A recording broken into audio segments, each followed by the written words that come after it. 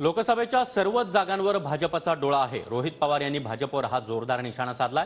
दरम्यान अजितदादा आणि शिंदेंची bargaining power कमी होणार असं देखील रोहित पवार यांनी म्हटलंय।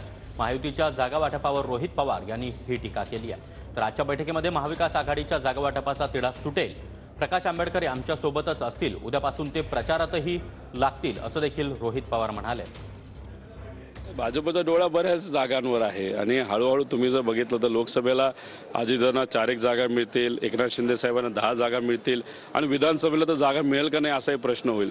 तर त्यात भाजपचे नेते कदाचित असंही म्हणतील की आता बाबांनो तुमच्या चिन्हावर लढू नका, भाजपच्या चिन्हावर लढा। भाजपची ही प्रवृत्ती आहे मित्रपक्षाला सुद्धा संपवायचं। येत्या काळामध्ये तुम्ही जर बघितलं ज्या पद्धतीने अजितदादांना बीजेपी दाबते, एकनाथ शिंदे साहेबांना अडचणी आणण्याचा प्रयत्न बीजेपी करते, ते येत्या काळामध्ये त्यांचे जे आमदार आहेत ज्याच्यावर त्यांची आकडा हा बसतो ते आमदार सुद्धा त्यांच्याकडे राहणार नाहीत, अशी परिस्थिती येत्या काळामध्ये होईल।